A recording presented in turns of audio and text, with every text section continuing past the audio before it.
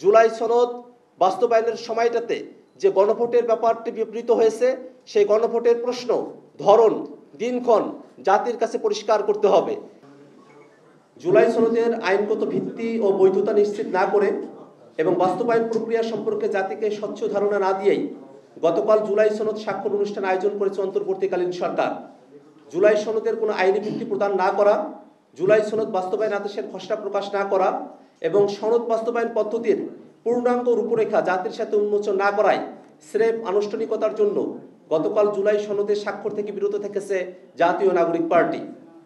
জাতীয় নাগরিক party NCP প্রতিষ্ঠার দিন থেকেই ৭২-এর ফেসিবাদী বন্দোবস্তের বিলোপ ঘটিয়ে নতুন সাংবিধানিক অগ্রযাত্রায় সামিল হতে সরকার এবং সকল রাজনৈতিক দলকে আহ্বান জানিয়েছে। বিচার সংস্কারের অংশ হিসেবে জুলাই সনদ প্রণয়ন ও বাস্তবায়ন এবং গণপরিষদ নির্বাচনের দাবিতে সারা বাংলাদেশে এনসিপি জুলাই পদযাত্রা কর্মসূচি বাস্তবায়ন করেছে।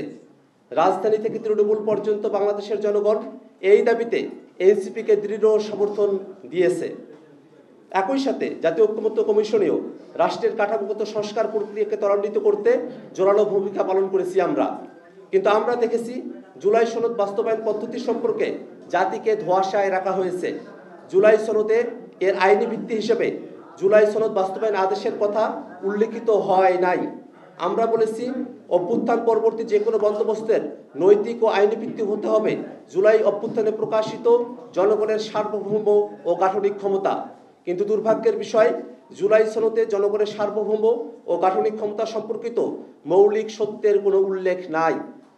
সনদ বাস্তবায়নের একটি প্রক্রিয়া হিসেবে সকল রাজনৈতিক দল গণভোটে সম্মত হলেও খোদ গণভোটের আইনি কাঠামো তথা জুলাই সনদ বাস্তবায়ন আদেশের কথা সনদে বিবৃত হয় নাই। অপরদিকে জুলাই সনদে রাজনৈতিক দলগুলো সংবিধানের এমন কিছু অনুচ্ছেদ পরিবর্তনের ব্যাপারে সম্মত হয়েছে যা বিদ্যমান সংবিধানের তথাকথিত বেসিক স্ট্রাকচারের আওতাভুক্ত। ফলে ৭২-এর সাংবিধানিক কাঠামোর অধীনে থেকে খোদের বেসিক স্ট্রাকচারকে লঙ্ঘন করে সংবিধান সংশোধন বা সংস্কার করলেও অদূর ভবিষ্যতে এই প্রক্রিয়া আদলটি চ্যালেঞ্জ এবং বাতিল হওয়ার সম্ভাবনা রাখে। কাজে এই প্রক্রিয়ায় জুলাই সনদ পাশ হলে এটি জনগণের সাথে একটি সাংবিধানিক প্রতারণা বই কিছুই হবে না। এ কারণেই আমরা গণভোটের পূর্বে জনগণের সার্বভৌম ইচ্ছার বহিঃপ্রকাশ হিসেবে সরকার প্রধান ডক্টর মোহাম্মদ ইউনূস কর্তৃক জুলাই সনদ বাস্তবায়ন আদেশ জারির কথা বলেছি, যে আদেশের খসড়াতে এর আইনি ভিত্তি ও বৈধতা এবং জুলাই অভ্যুত্থানের কথা স্পষ্ট উল্লেখ থাকবে। যেহেতু ঐক্যমত্য কমিশনের মেয়াদ বৃদ্ধি করা হয়েছে, ফলে সৃষ্ট আইনি জটিলতা নিরসনে এবং জুলাই সনদকে একটি যথাযথ আইনি ভিত্তি দিতে আমরা জাতীয় ঐক্যমত্য কমিশনের সাথে পূর্বের ন্যায় আলোচনা চালিয়ে যাব এবং উপরোক্ত বিষয়গুলি সম্পর্কে সুনিশ্চিত হলেই আমরা সনদে স্বাক্ষর করব। গতকাল জুলাইয়ের শহীদ পরিবার ও আহতরা কিছু দাবি নিয়ে উক্ত অনুষ্ঠানে গিয়েছিল। তাদের দাবির প্রেক্ষিতে জুলাই সনদের অঙ্গীকারনামার ৫ম দফা সংশোধন করারও ঘোষণা দিয়েছে ঐক্যমত্য কমিশন। কিন্তু ঐক্যমত্য কমিশন এই বিষয়টি প্রথমে আমলে নিলে শহীদ পরিবার এবং আহত যোদ্ধাদের রাজপথে নামতে হতো না। আমরা আরও দেখেছি সৃষ্ট সংকটের শান্তিপূর্ণ সমাধান না করে আহত যোদ্ধাদের উপরে হামলা করা হয়েছে। আমরা এর তীব্র নিন্দা ও প্রতিবাদ জানাই। আমরা এই ঘটনার সুষ্ঠু তদন্ত ও বিচার দাবি করছি। আমরা দেখেছি আমন্ত্রিত শহীদ পরিবারও এই অনুষ্ঠানে প্রাপ্য সম্মান পান নাই। প্রশাসন থেকে তাদের সঙ্গে উচ্চবাচ্য করা হয়েছে। শহীদ পরিবাররাই জুলাই সনদ আয়োজন অনুষ্ঠানের মূল আকর্ষণ। তাদেরকে মঞ্চে থেকে এক কোণে বসিয়ে তাদের সাথে অমর্যাদা করা হয়েছে। শহীদ ও আহতদের আত্মত্যাগের বলেই আজকের জুলাই সনদ। তাদের উপর হামলা করে এবং তাদেরকে অসম্মান করে জুলাই সনদকে পাওয়ার এলিটদের সেটেলমেন্ট বানাতে চাওয়ার অপচেষ্টার নিন্দা জানাই আমরা। ফেসিবাদ বিরোধী অনেক রাজনৈতিক দল অন্তর্বর্তীকালীন সরকার কর্তৃক আগামীতে জুলাই সনদের আইনি ভিত্তি দেওয়া হবে এমন আশাবাদ ব্যক্ত করেই গতকাল সনদে স্বাক্ষর করেছেন।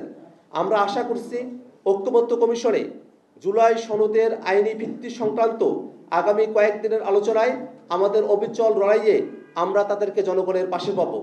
কোনো অবস্থাতেই জুলাই সনদকে জুলাই ঘোষণাপত্রের ন্যায় আইনি ভিত্তিহীন রাজনৈতিক সমঝোতার দলিল বা জেন্টলম্যানস এগ্রিমেন্টে পর্যবসিত করা যাবে না।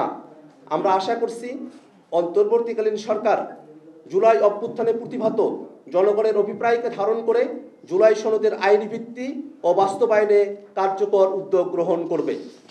সম্মানিত সাংবাদিক বন্ধুগণ, অন্তর্বর্তীকালীন সরকার জুলাই সনদ প্রণয়নের যে উদ্যোগ গ্রহণ করেছে এবং এই উদ্যোগের সঙ্গে জাতীয় ঐক্যমত্য কমিশন যে ধৈর্যের সঙ্গে রাজনৈতিক দলগুলোর সঙ্গে দীর্ঘ সময়ব্যাপী আলোচনা অব্যাহত রেখেছে, এই কারণে আমরা ঐক্যমত্য কমিশনকে ধন্যবাদ জানাই। পাশাপাশি ঐক্যমত্য কমিশন যেন কোনো ধরনের রাজনৈতিক চাপে বা কোনো দলের প্রতি পক্ষপাতমূলক আচরণের কারণে জুলাই সনদের আইনি ভিত্তি প্রদানের জায়গা থেকে সরে না আসে, বরং যে রাজনৈতিক দলগুলো গতকাল সেখানে স্বাক্ষর করেছেন, আমরা বিশ্বাস করি অধিকাংশ রাজনৈতিক দলই আমরা আমাদের আকাঙ্ক্ষার জায়গা থেকে একই বিন্দুতে অবস্থান করছি। ঐক্যমত্য কমিশনেই রাজনৈতিক দলগুলোর মধ্যে জুলাই সনদের আইনি ভিত্তি দেওয়ার ব্যাপারে ঐক্যমত্য প্রতিষ্ঠিত হয়েছে। রাজনৈতিক দলগুলো অপেক্ষা করছে কিভাবে সেই আইনি ভিত্তি প্রদান এবং জুলাই আদেশের ঘোষণা তাদের কাছে উপস্থাপিত হলেই তারা সর্বাত্মকভাবে আশ্বস্ত হবেন বলেই আমাদের কাছে প্রতীয়মান হয়েছে। এমত অবস্থায় আমরা সরকারের কাছে দাবি জানাই, অবিলম্বে জুলাই সনদের আইনি ভিত্তি প্রদান করতে জুলাই সনদ বাস্তবায়ন আদেশের খসড়া জাতির কাছে উপস্থাপন করতে হবে। জুলাই সনদ বাস্তবায়নের সময়টাতে যে গণভোটের ব্যাপারটি বিবৃত হয়েছে, সেই গণভোটের প্রশ্ন, ধরন, দিনক্ষণ জাতির কাছে পরিষ্কার করতে হবে।